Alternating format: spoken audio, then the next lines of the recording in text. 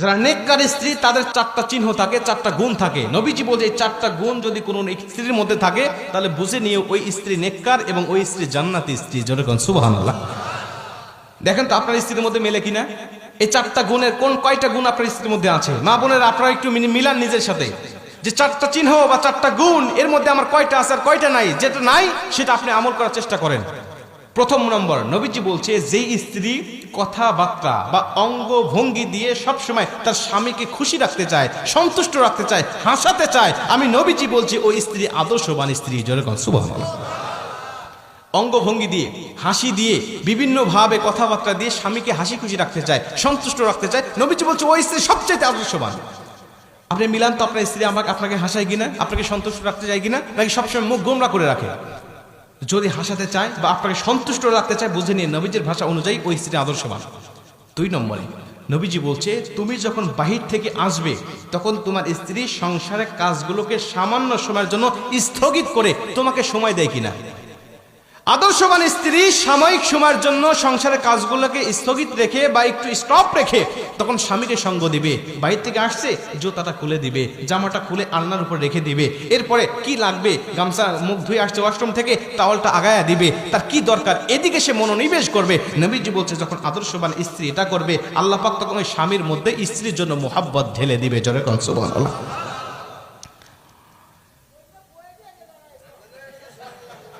চাচা কি কয় একটা কি যে মুসিবতে আছে না আপনার, আমি তো বুঝতে পারতেছি। তো এইটা হলো 2 নম্বরে, তার মধ্যে 2টার মধ্যে 2টাই নাই, এটাই তো। আচ্ছা 2টা ফেল। গাজীপুরের মায়েরা আপনাদের দুর্নাম হয়ে যাচ্ছে কিন্তু। এরপরে 3 নম্বরে নবীজি বলছে যখন স্বামী মানসিকভাবে অশান্তির মধ্যে থাকবে, ব্যবসা বাণিজ্যে লস খাইছে বা কোনো দুর্ঘটনা ঘটছে, কোন একটা মানসিক ডিপ্রেশনের মধ্যে স্বামী আছে, তখন নেককার স্ত্রী যারা তারা স্বামীর ভুল না ধরে স্বামীকে মানসিকভাবে তাকে বিভিন্ন সাপোর্ট দিতে থাকে, প্রশান্তি দেয় বা সাপোর্ট দিতে থাকে যে আচ্ছা তুমি যেটা করছো সমস্যা নাই, তুমি ব্যবসায় লস খাইছে তো সমস্যা নাই, আল্লাহ আবারও আমাদেরকে আরো ভালো কিছু দিবে। আর যারা বদকার স্ত্রী তারা বলে আমি কইছিলাম তোমাকে এটা না করার জন্য, আমি কইছিলাম এই ব্যবসাটা না করার জন্য, আমি কইছিলাম অমুক জায়গায় না যাওয়ার জন্য, তুমি আমার কথা শোনো না, এখন কেমন লাগে দেখো।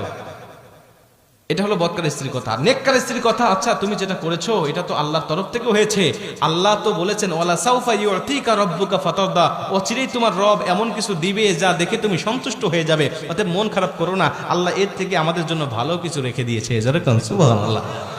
বলেন এমন কথা যখন কোন স্ত্রীরা বলবে স্বামীকে, তখন ওই স্বামী কিন্তু যদিও কষ্টের মধ্যে থাকে কষ্ট মুহূর্তের মধ্যে দূর হয়ে যাবে, যে কেউ আমার পাশে নাই, আমার পাশে আমার মা নাই, বাবা নাই, আমার পরিবার পরিজন কেউ নাই, কিন্তু আমার অর্ধাঙ্গিনী আমার স্ত্রী আছে। আর একজন স্ত্রী যদি তার মানসিকভাবে শারীরিকভাবে যদি সাপোর্ট দেয়, এর থেকে বড় সাপোর্ট একটা পুরুষের জন্য আর কিছু হতে পারে না। কথা বলে ঠিক কিনা? মা বোনদেরকে বলতে চাই একটু মনোযোগ দেন আমার আলোচনার প্রতি। এটা হলো 3 নম্বরে যে তাকে শারীরিকভাবে মানসিকভাবে তাকে প্রশান্তি দিবে।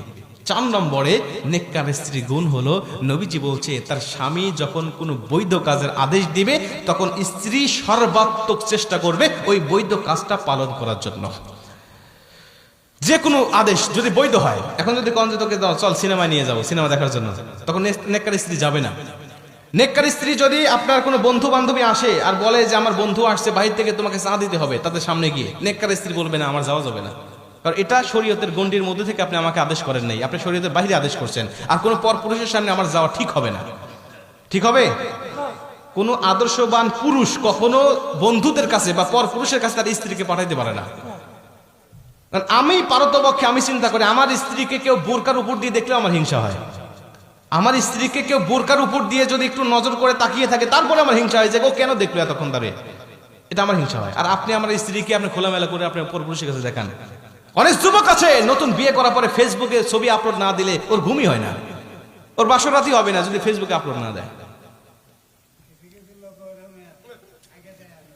হ্যাঁ আগে শোনেন, আর দায়ুসু লা ইয়াদখুলুল জান্নাহ, নবীজি বলছে দায়ুস কখনো জান্নাতে যাবে না। কোথায় যাবে না? জান্নাতে যাবে না। নবীজিকে সাহাবীরা জিজ্ঞেস করলেন ইয়া রাসূলুল্লাহ দায়ুস কারা? নবীজি বলছে দায়ুস পুরো মহিলা নয়, দায়ুস হলো পুরুষেরা। যেই সমস্ত পুরুষেরা ক্ষমতা থাকার পরেও তার স্ত্রীকে, তার মাকে, তার বোনকে আর তার মেয়েকে পর্দায় রাখে নাই।